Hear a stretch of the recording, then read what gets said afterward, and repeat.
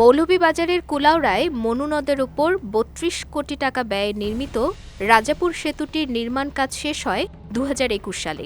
তবে ৪ বছরেও চালু হয়নি সেতুটি। এরই মধ্যে সরে গেছে ব্রিজের পিলারের নিচের মাটি। এর জন্য মনু নদ থেকে অবৈধভাবে বালু উত্তোলনকে দায়ী করছেন স্থানীয়রা। বহুল প্রতীক্ষিত সেতুটি দ্রুত চালু ও বালু উত্তোলন বন্ধের দাবিতে আন্দোলনেও নেমেছেন তারা। রাজাপুর ব্রিজের পাশ থেকে বালু উত্তোলনের কারণে ইতিমধ্যে ব্রিজ উভয় পাশে রাস্তা নির্মাণ করে চালু হওয়ার পূর্বেই ব্রিজটি আজকে ধ্বংসের মুখে পতিত হচ্ছে। যদি এটাই কার্যক্রম দ্রুত শেষ না হয় তাহলে কিন্তু মানুষের দুর্ভোগের কোনো শেষ হচ্ছে না। আমরা এর দ্রুত সমাধান চাচ্ছি।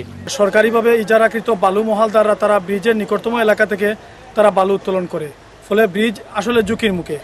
অবৈধভাবে বালু উত্তোলন বন্ধ করে সংযোগ সড়কের কাজ শেষ করে সেতুটি দ্রুত চালুর দাবি স্থানীয়দের। ওদিকে আধা কিলো মাফ দেওয়া হলো, অথচ এই আধা কিলোর ভিতর থেকে নিয়ম নীতির কোনো তোয়াক্কা না করে বালু উত্তোলন করলো। আমরা ডিসি স্যারের বরাবর অনুরোধ করব, ওনার যে বালু মহলে যে জটিলতা আছে উনি এই সংশ্লিষ্ট উভয় পক্ষকে ডেকে নিয়ে এই জটিলতা শেষ করে যাতে এই বছরের মধ্যে এই বালুর সমস্যা সমাধান হয়ে রাস্তাটি যাতে সম্পূর্ণভাবে হয়। এদিকে জমি অধিগ্রহণ জটিলতায় ৩ দফা মেয়াদ বাড়িয়েও সংযোগ সড়ক নির্মাণের কাজ শেষ হয়নি বলে জানান সড়ক বিভাগের এই কর্মকর্তা। সড়কে ভূমি অধিগ্রহণজনিত কারণে, ভূমি অধিগ্রহণে বিলম্ব হওয়ার কারণে এটা সময় মতো বাস্তবায়ন করা যায়নি। বর্তমানে ভূমি অধিগ্রহণ শেষ হয়েছে এবং ঠিকাদার অ্যাকর্ডিংলি কাজ শুরু করছে।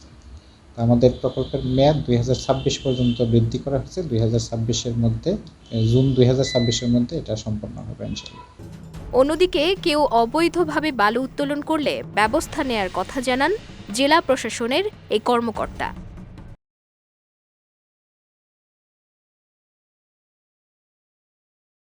জেলা প্রশাসন অবৈধভাবে মাটি কাটা এবং বালু উত্তোলনের বিষয়ে জেলা প্রশাসন নজরদারি অব্যাহত রয়েছে এবং যেখানে কোনো গুরুত্বপূর্ণ স্থাপনা বা জনস্বার্থ রয়েছে সেখানে বালু ওঠানো হলে সেটা জেলা প্রশাসনের নেতৃত্বে আমরা তাৎক্ষণিকভাবে ব্যবস্থা নিচ্ছি। অবৈধভাবে বালু উত্তোলন বন্ধ করে সংযোগ সড়কের কাজ শেষ করে শিগগিরই চালু করা হবে সেতুটি, এমনটাই প্রত্যাশা স্থানীয়দের। বিজয় টিভি নিউজ ডেস্ক।